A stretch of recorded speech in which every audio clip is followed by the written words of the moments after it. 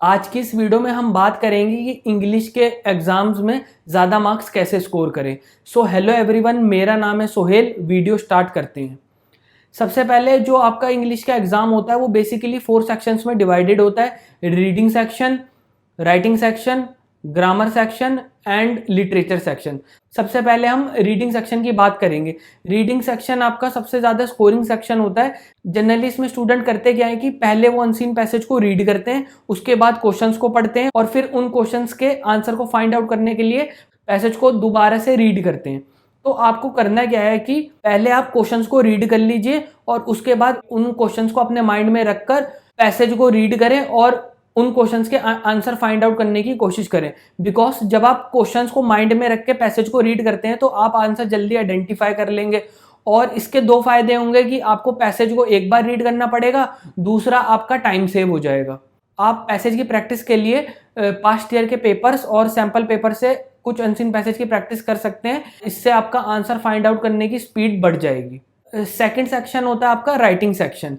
Writing section में generally आपका letter, article और नोटिस पूछे जाते हैं। राइटिंग सेक्शन के लिए मार्किंग स्कीम जनरली आपकी इस टाइप की होती है: 30% format, 40% content, 40% accuracy of English.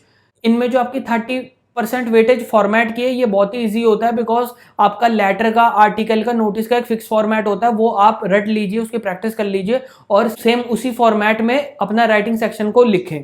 Second है 40% कंटेंट। इसके लिए आपको करना क्या है कि ज़्यादा से ज़्यादा रेफरेंस बुक को पढ़ें ताकि आपको ये आइडियाज़ मिल पाए कि अगर आपसे इस टाइप का लेटर पूछा जाए या इस टाइप का आर्टिकल पूछा जाए तो आपको उसमें किस टाइप की चीज़ें मेंशन करनी है और क्या उससे रिलेटेड लिखना है। कंटेंट के लिए यही है कि आप ज़्यादा से ज़्यादा बुक की रीडिंग करें, बिकॉज इससे आपकी थिंकिंग इंप्रूव होगी और आपको ज़्यादा से ज़्यादा आइडियाज़ मिलेंगे लेटर या आर्टिकल में जो भी आप लिखना चाहते हो। थर्ड आपका जो एक्यूरेसी ऑफ इंग्लिश है, इसके लिए आपको करना क्या है कि आप ज़्यादा से ज़्यादा सिंपल इंग्लिश को यूज़ करें और बहुत ज़्यादा कॉम्प्लेक्स वर्ड का यूज़ ना करें। ऐसे वर्ड तो बिल्कुल यूज़ ना करें जिनके मीनिंग में आप खुद डाउटफुल हो या जिनकी स्पेलिंग पे आपको डाउट हो। ऐसे वर्ड यूज़ करें जिनकी स्पेलिंग और मीनिंग आप बहुत ज़्यादा श्योर हो कि यही होगा, और उसी टाइप के ही कॉम्प्लेक्स वर्ड यूज़ करें। अदरवाइज सिंपल वर्ड में लिखने की कोशिश करें और कोशिश कीजिए कि आपकी टेंस की जो मिस्टेक है वो ना हो।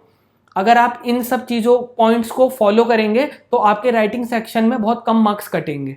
राइटिंग सेक्शन से रिलेटेड एक प्रो टिप ये है कि जब भी आप कोई आर्टिकल स्टार्ट करें तो सबसे पहले अपनी शीट के पीछे जो भी आप सब टॉपिक उस आर्टिकल में लिखने वाले हैं उनको लिख लीजिए। उसके बाद आर्टिकल लिखना स्टार्ट करें और उन सब टॉपिक को रीड करें और उसको धीरे धीरे एक्सप्लेन करते चलें। इससे होगा क्या कि आपका जो आर्टिकल है वो एक प्रॉपर पैटर्न में आप लिख पाएंगे। और जस्ट इन केस अगर आप बीच में कोई पॉइंट भूल जाते हैं तो पीछे से देख के आपको याद आ जाएगा कि इस पॉइंट के बाद ये वाला पॉइंट मेंशन करना है। बिकॉज अगर आप इस तरीके को फॉलो ना करके डायरेक्ट आर्टिकल लिखते हैं तो कभी कभार ऐसा हो जाता है कि हमें जो 4th नंबर पे लिखना था वो हम 2nd नंबर पे लिख देते हैं, तो जो हमारा आर्टिकल का एक पैटर्न है वो ऊपर नीचे हो जाता है और जो है वो एक तरीके से प्रेजेंटेशन को खराब कर देता है। तो इस चीज़ का बहुत खास ख्याल रखें। इसके बाद आता है ग्रामर सेक्शन।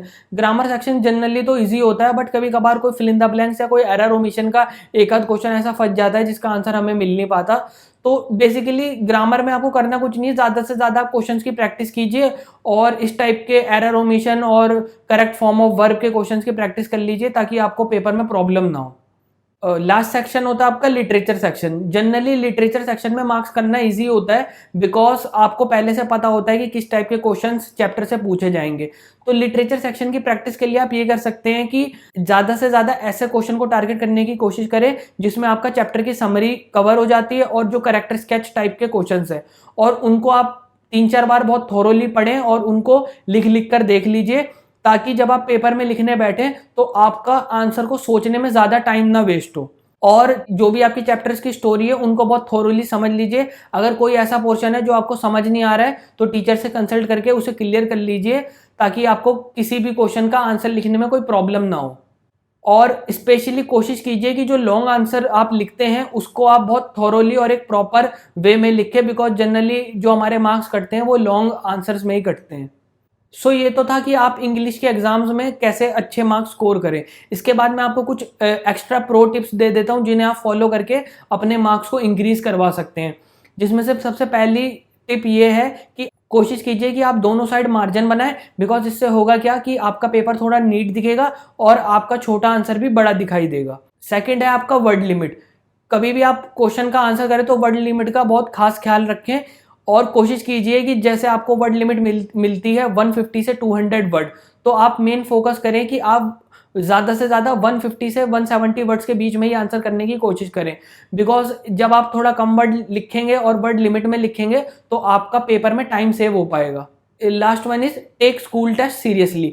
जो भी आपके स्कूल में छोटे मोटे टेस्ट होते हैं उनको आप सीरियसली लें, बिकॉज जनरली हम लैंग्वेज के एग्जाम्स की प्रैक्टिस बहुत ज़्यादा करते नहीं है, तो हमें एग्जाम में लिखते लिखते कभी कभार पेपर भी छूट जाता है। तो इस प्रॉब्लम को टैकल करने के लिए जो भी आपका एग्जाम हो स्कूल में उसको आप सीरियसली लें और उसमें जो है अपना आंसर को फ्रेम करके लिखने की कोशिश कीजिए और आप अपनी स्पीड को चेक करें कि क्या आप इतने टाइम में लिख पा रहे हैं। सो आई होप मेरी ये वीडियो आपको इंग्लिश में ज़्यादा मार्क्स स्कोर करने में हेल्पफुल रहेगी।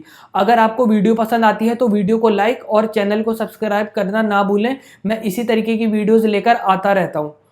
और अगर आप किसी पर्टिकुलर टॉपिक पर वीडियो चाहते हैं तो नीचे कमेंट बॉक्स में कमेंट करके बताना ना भूलें।